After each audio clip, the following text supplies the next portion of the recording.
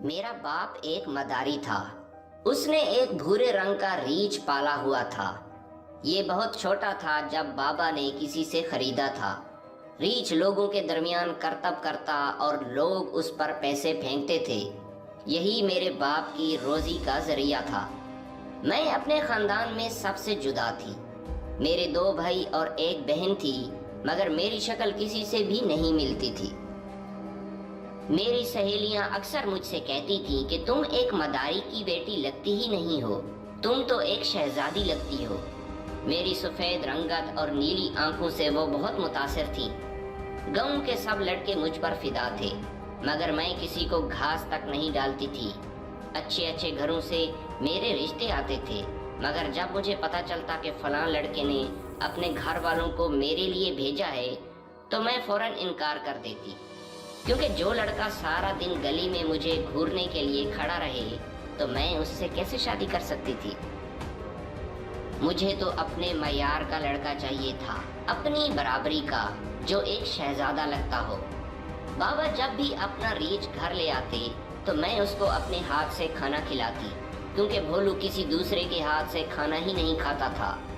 میرا باپ مجھے ہمیشہ اس بات سے روکتا تھا کہ بھولو کے ساتھ زیادہ دیر مت رہا کرو، کیونکہ تم اس جانور کی نفسیات کو نہیں سمجھ سکتی، مگر میرا یہ دعویٰ تھا کہ بھولو کو مجھ سے زیادہ کوئی نہیں سمجھ سکتا۔ میں اس کے مزاج کو اچھی طرح سمجھتی تھی۔ ایک دن میں اپنی سہیلیوں کے ساتھ نہر کے کنارے پانی بھرنے گئی۔ واپسی پر گلی میں ایک شخص سے ہمارا سامنا ہوا۔ اس کے چہرے کی سنجیدگی نے مجھے بہت متاثر کیا۔ وہ اس گاؤں میں نیا تھا اور مجھے بالکل اس بات کا اندازہ نہیں تھا کہ وہ یہاں کس مقصد کے لیے آیا ہے۔ میں اس کی طرف دیکھتی رہی، مگر اس نے آنکھ اٹھا کر ایک بار بھی میری طرف نہیں دیکھا۔ میں اس شخص پر حیران ہوئی کہ گاؤں کے سارے لڑکے میری ایک جھلک کے لیے ترستے ہیں، مگر یہ کیسا آدمی ہے جس نے میری طرف ایک بار بھی نہیں دیکھا؟ اس کی اسی بات نے مجھے بہت متاثر کیا اور میرا دل کر رہا تھا کہ وہ میرے سامنے دوبارہ آئے۔ بعد میں نے اپنی ایک سہیلی سے پوچھا تو اس نے مجھے بتایا کہ ہمارے گاؤں کی مسجد کا نیا امام آیا ہے۔ میں سوچنے لگی کہ امام صاحب کے سامنے دوبارہ کیسے آؤں؟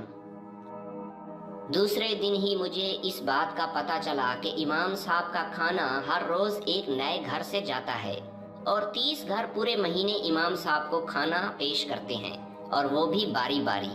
اتفاق سے تیسرے دن ہمارے گھر کی باری تھی۔ ابو گھر پر موجود نہیں تھے اور اماں پریشان تھی کہ امام صاحب کا کھانا ٹھنڈا ہو رہا ہے۔ میں نے جلدی سے کہا کہ یہ کون سا مسئلہ ہے، ساتھ ہی تو مسجد ہے، میں ابھی امام صاحب کو کھانا دے کر واپس آتی ہوں۔ میں امام صاحب کو کھانا دینے کے لیے روانہ ہوئی۔ مسجد کے ساتھ ہی ایک مکان میں امام صاحب رہائش پذیر تھے۔ میں نے دروازہ کھٹکھٹایا تو اندر سے آواز آئی کہ آ جاؤ، دروازہ کھلا ہے۔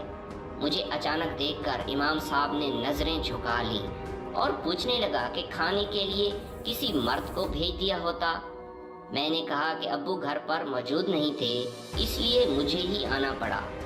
امام صاحب مجھ سے کھانا لے کر کچن کی طرف روانہ ہوئے تو میں بھی اس کے پیچھے چلی گئی۔ امام صاحب مجھے کچن میں دیکھ کر غصہ ہوئے اور کہا کہ تم ادھر کیوں آئی ہو؟